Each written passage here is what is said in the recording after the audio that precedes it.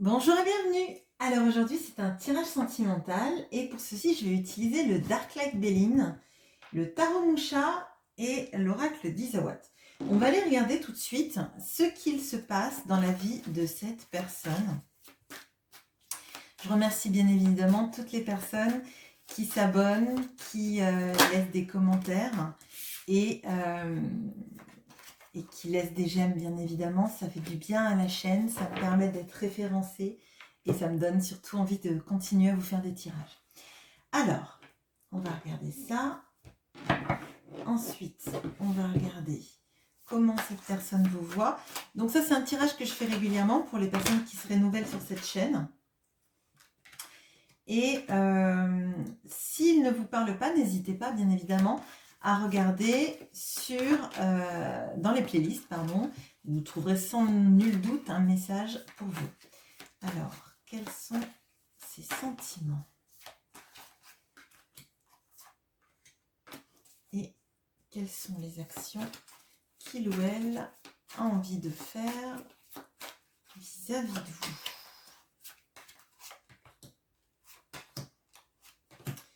Ok, je vais remonter ça après. De toute façon, je pense que vous verrez quand même pas tout. J'enlèverai la ligne des bélines après. Du béline, pardon. Alors, comment cette personne vous voit? Quels sont ses sentiments? Et quelles sont les actions qu'il ou elle a envie de faire vis-à-vis de vous? Alors, tout de suite le béline pour voir qu'est-ce qui se passe dans la vie de cette personne.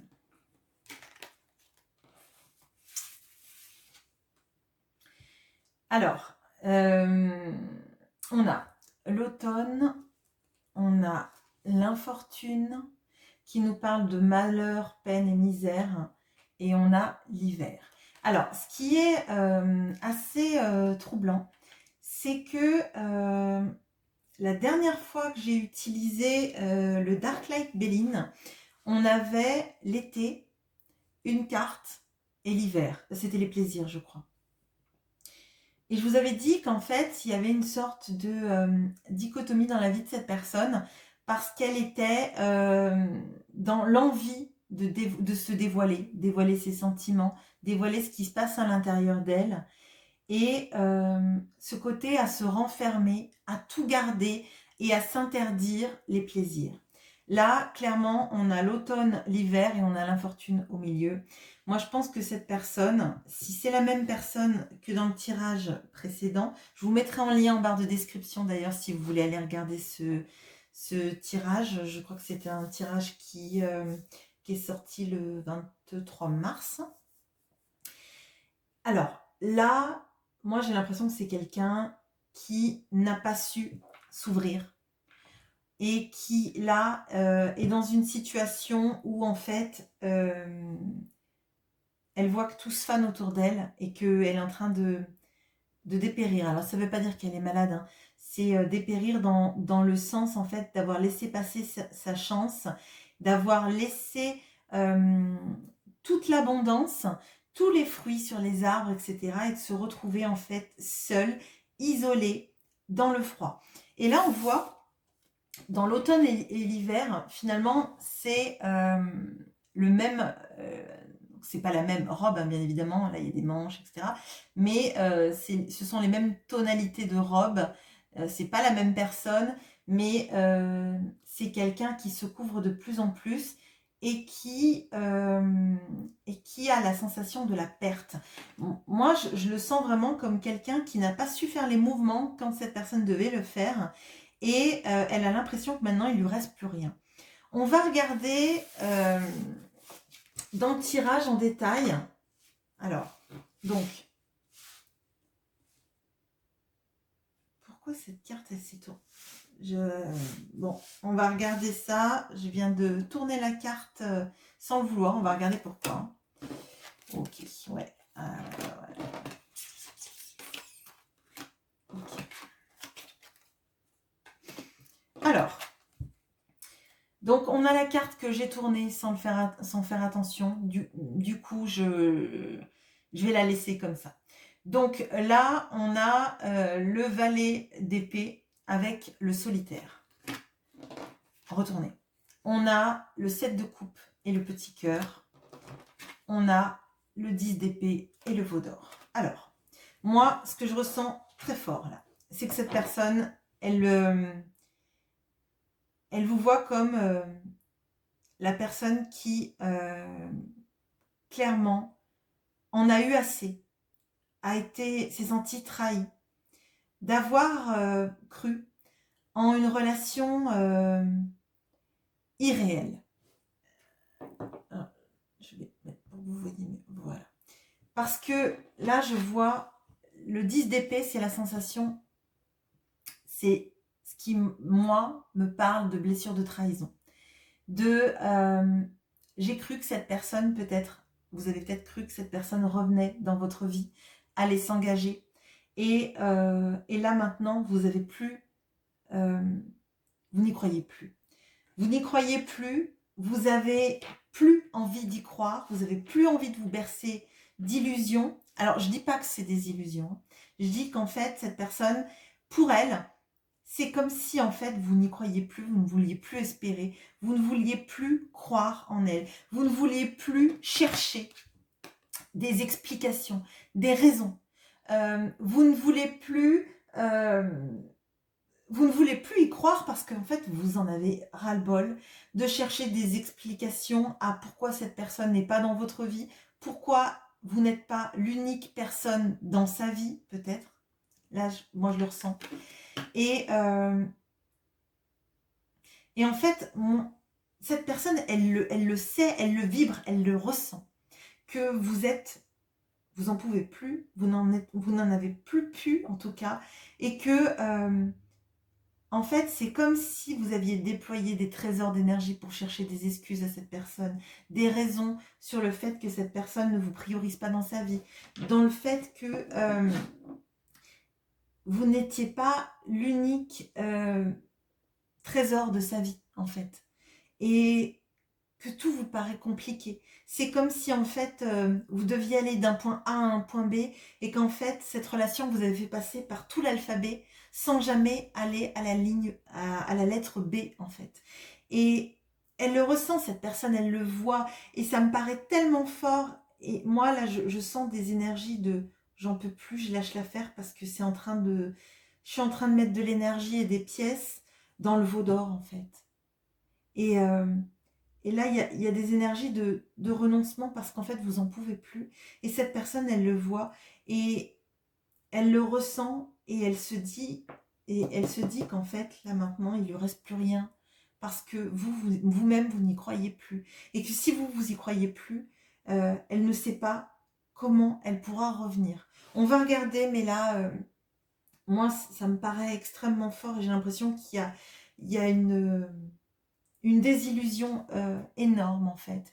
Et que vous vous dites que vous avez mis toute votre énergie à essayer de faire marcher une histoire et que finalement, ben, c'était de l'illusion. Entre le 7 de coupe et le veau d'or, pour moi, vous vous sentez trahi d'avoir cru, trahi en fait d'avoir été la personne qui n'est jamais choisie à la fin. Alors, les sentiments.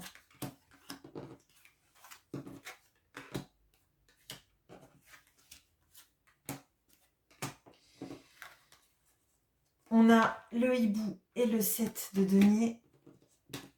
On a le cavalier de denier et la balance. On a le valet de denier et le vent. Alors, clairement, cette personne, elle est pas dans des sentiments. Ça ne veut pas dire qu'elle vous aime pas. Ça veut dire que là, en fait, elle veut être dans du concret. Elle veut équilibrer les plateaux de la balance. Elle veut pouvoir récolter avec vous. Mais elle a l'impression qu'en fait, tout ce qu'elle essaye de faire, c'est toujours repousser à plus loin, en fait.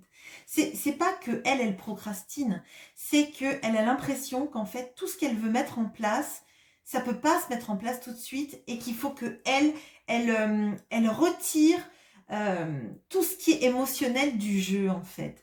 J'ai l'impression qu'il y a beaucoup de choses qui sont cachées, que tout ce qu'elle ressent, elle le cache, que tout ce qu'elle a envie de vous dire, ben finalement ça part au vent, ce n'est même pas verbalisé comme il faut, qu'il y a un déséquilibre, qu'elle prend trop de temps. Là, on a quand même le 7 de Pentacle, qui est cette notion de on récolte plus tard, et le cavalier de denier, qui est celui qui part, qui met le plus longtemps à arriver. Alors c'est sûr, il arrive un jour, il arrive avec des vrais projets, mais en fait, dans ses sentiments, c'est comme si cette personne, elle veut partir, c'est jamais le bon moment, c'est jamais le meilleur moment, c'est jamais prêt en fait, et elle se dit qu'elle va arriver trop tard.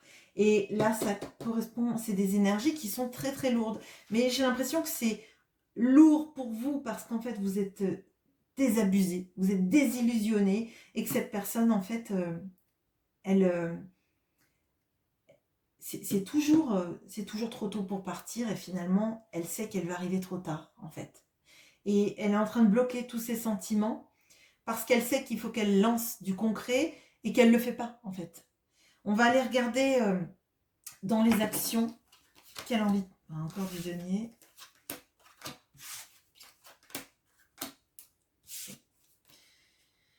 On a le 4 de denier et le chat. On a le 5 de bâton et le fric. Et on a le 10 de coupe et la bûche. Alors bon, clairement là, elle, dans les actions en fait, elle est dans j'ai un petit confort personnel, une situation que j'ai l'habitude de vivre qui ne me pose pas trop de tracas, en tout cas où je laisse pas trop s'exprimer l'émotionnel, d'accord? Je suis en train de me battre pour avoir plus d'argent, pour améliorer ma situation financière, ou le fait d'amasser des biens. Donc il y a peut-être une notion dans le travail de devoir garder sa place et de devoir se battre bec et ongle pour garder sa place, ou peut-être pour avoir un CDI, ou il y a quelque chose comme ça. Il y a quelque chose qui l'inquiète beaucoup d'un point de vue financier, et en fait je pense qu'elle a peur de tout perdre si elle changeait complètement sa situation de vie. En venant vis-à-vis de vous, en venant, en se battant pour autre chose que pour son bien-être financier là. Et on voit cette dernière carte qui est un 10 de coupe. Alors on se dit, waouh, magique, elle a envie de vivre une vie familiale, une vie de famille recomposée, et on voit qu'il y a la bûche là. Donc en fait, elle sait que le bonheur familiale, la recomposition familiale est avec vous. Mais il y a une bûche sur le chemin. Et cette bûche, je pense que c'est le fait de ne pas partir en fait. En fait, elle sent qu'il y a des obstacles sur le chemin. Donc le chemin, on ira quand il n'y aura plus d'obstacles. Seulement comme elle commence pas le chemin, elle peut pas savoir s'il y aura des obstacles sur le chemin. Et j'ai envie de dire, elle a un cheval là, avec son cavalier de denier. Donc c'est pas une bûche qui fait peur au cheval. Hein. Enfin, ils arrivent à sauter des obstacles. Donc une bûche, même au pas, on la passe, hein, la bûche.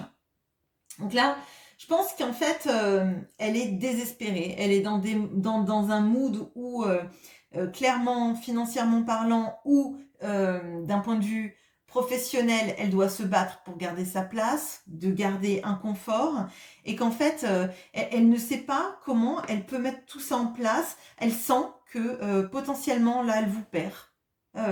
Mais elle est engluée dans ces problématiques matérielles, et dans cette sensation d'être dans la misère totale. Alors, elle privilégie clairement son bien-être financier ou professionnel au fait de se battre pour vous en fait. On va regarder, parce que là j'ai pas envie de vous laisser dans ces énergies-là qui sont très lourdes, et je les sens très lourdes pour vous aussi. Tout comme pour cette personne, et là c'est très compliqué de ressentir ça, parce que moi je ressens même un ras-le-bol, une colère d'être pas la personne qu'on choisit, et de se dire que finalement l'argent c'est quoi? C'est une prison dorée en fait, parce que il y en a jamais assez, et il y a toujours des challenges qui valent plus la peine que se battre pour l'amour, et finalement cette personne elle va passer à côté du bonheur familial pour garder son confort. Mais alors, est-ce que cette personne va arriver à partir sur le chemin, vous rejoindre et vous rattraper au vol?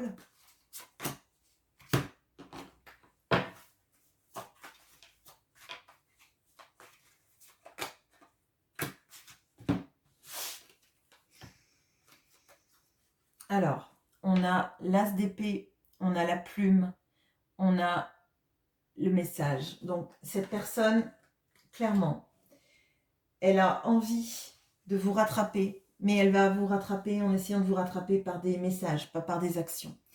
Elle y voit clair pourtant, hein. Elle y voit clair sur la situation. Elle y voit clair sur le fait qu'en fait, il va vous falloir plus que des communications, plus que de la légèreté, il va vous falloir de l'engagement. Mais clairement, elle est dans des énergies de misérabilisme en fait. Hein. Je crois qu'elle se dit, bon ben j'ai tout perdu, je la mérite pas ou je le mérite pas, c'est trop tard maintenant, alors il faut que je sauve tout ce que j'ai à sauver. Et elle est centrée sur elle, elle se pose pas des questions sur un futur où elle pourrait dépasser les obstacles. Elle a le nez contre le mur là. Elle n'a aucune vision de long terme.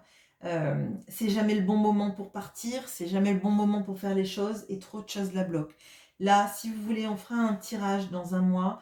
Je suis désolée, je sais que c'est des tirages qui vont pas plaire, mais je préfère vous dire en fait ce qu'il en est exactement, plutôt que vous bercer d'illusions. C'est pas que cette personne ne pense pas à vous, c'est pas que cette personne ne vous aime pas, mais là, elle est centrée sur elle. Voilà, je vous souhaite une bonne journée. À bientôt.